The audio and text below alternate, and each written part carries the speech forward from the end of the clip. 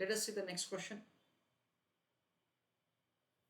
Following is the information about Mr. J's portfolio. Investment in the shares of ABC Limited, rupees 200 lakhs. Investment in the shares of XYZ Limited, it is again 200 lakhs. Daily standard deviation is given. Of both the shares is 1%. Coefficient of correlation is given. R between both of them is 0.30.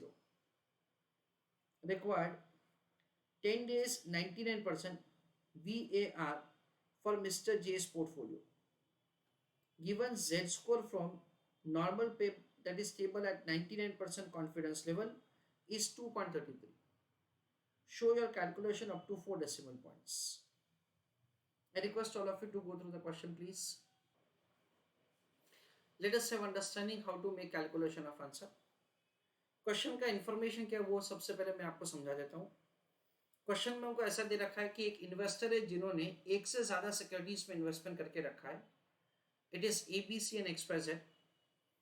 दोनों securities का per day standard deviation दे रखा है question में 1% का, और हमको दोनों का कोरिलेशन कोएफिशिएंट दे रखा है. फ्रेंड्स, आपका बहुत एक सिंपल चैप्टर है जिसका नाम है पोर्टफोलियो मैनेजमेंट. उसमें हम लोग ये पॉइंट पढ़ते हैं, दैट इज कोरिलेशन कोएफिशिएंट का क्या सिग्निफिकेंस है in order to compute the risk of the portfolio. हमको VAR कैलकुलेट करना है, ऐसा दे रखा है 10 दिन के लिए. So let us have understanding that's how to make the calculation of answer. Dear students, उसके लिए सबसे पहले हमको listen carefully standard deviation of portfolio calculate करना पड़ेगा. Standard deviation of the portfolio calculate करने के लिए हमको सबसे पहले वेरिएंस ऑफ द पोर्टफोलियो करना पड़ेगा. ना वेरिएंस ऑफ द पोर्टफोलियो का कैलकुलेशन करने के लिए हमको एक छोटा सा फॉर्मूला लगाना है. वो कैसे, वो मैं आपको बता देता हूँ. फ्रेंड्स, हमारा जो सिंपल चैप्टर हमने जो डिस्कस किया अभी, दैट इज जो हमारा चैप्टर है पोर्टफोलियो मैनेजमेंट, उसमें ये सारा का सारा चीज हम लोग डिटेल में लर्न करने वाले हैं. So right now I will not give you explanation कि फॉर्मूला कहाँ से आया. ये फॉर्मूला है, उस हिसाब से हमको आंसर करना पड़ेगा, क्योंकि वहां पे at least I would say that's not less than 5 times वो हम लोग क्लास में ही क्वेश्चन करते हैं. इतना सिंपल क्वेश्चन है वो. चलो, I request all of you to write an answer. Working note number 1, calculation of weight of each security in portfolio.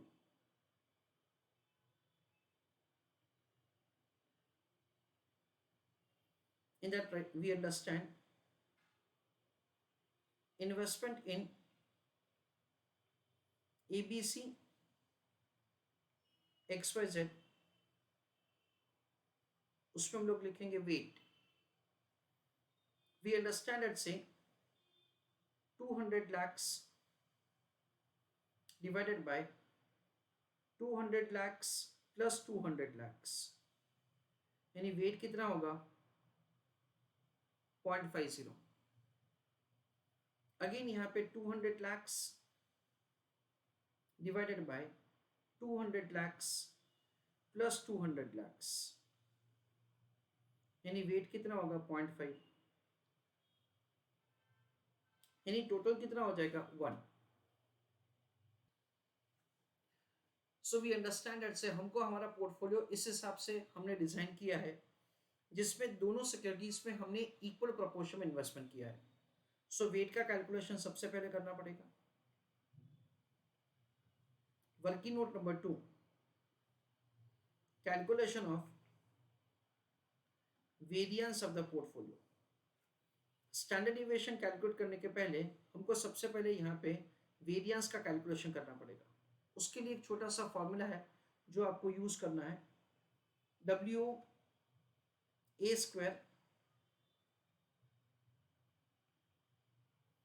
Sigma A² plus WB² sigma B²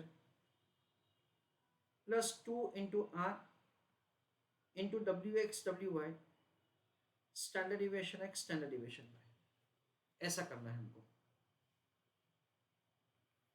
What is weight of security A? It is 0.50 raised to 2. What is weight of security B? It is again 0.50 raised to 2. Security ए का standard deviation 1%, security x का standard deviation है, ये B नहीं x है,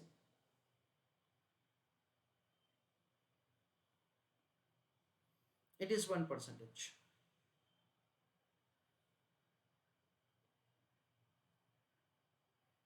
And this is AX or AX. So WA square sigma A square plus WB square sigma B square plus 2 into R, R है 0.30 into weight है 0.5 A security का, wait है 0.5 B security का, standard deviation ए का है 1%, standard deviation x का है वापस 1%, ऐसा हम लोग लिखेंगे. तो देखो 0.5 का square into 1 that comes to 0.25. वापस क्या करेंगे 0.5 का स्क्वायर इंटू 1 यानी क्या होगा 0.25 प्लस 2 इंटू 0.3 इंटू 0.5 इंटू 0.5. सो क्या होगा फाइनल आंसर होगा 0.15. तो देखो 0.25 प्लस 0.25 यानी 0.50 प्लस 0.15 इज 0.65. ऐसा करके फ्रेंड्स हमको वेरिएंस का कैलकुलेशन करना है. As I told you that से फॉर्मूला हम लोग समझेंगे हमारे सिंपल चैप्टर पोर्टफोलियो मैनेजमेंट में. अच्छा, after this two working notes we are required to make the third working note.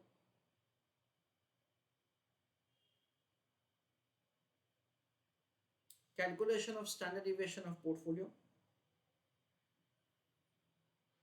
It is calculated as under root of the variance.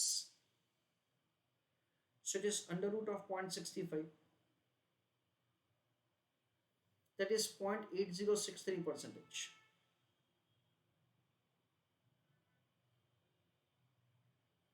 That is the way the standard deviation of the portfolio is found. Okay. After making these calculations, we'll make the calculation of VAR.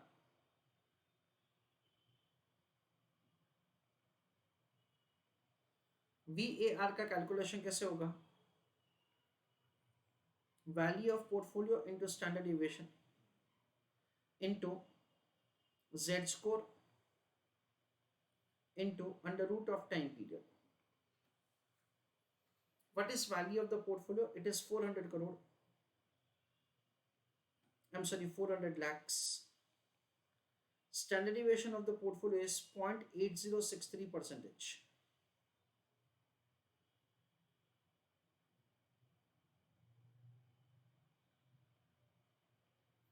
Z score कितना होगा?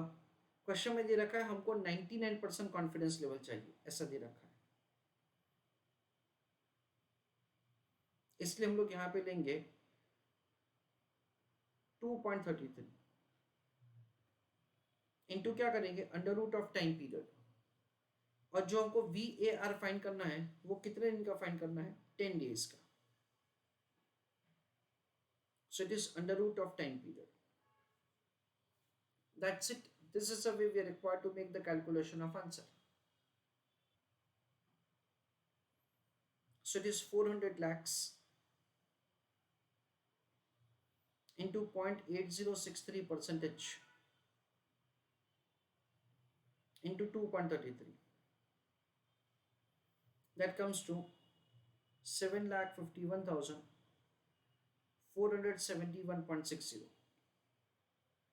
into under root of time period. Time period कितना है 10 दिन, उसका under root किया जाएगा into 751,471.60. That comes to rupees 23,76,362. This is the way we compute the value at risk.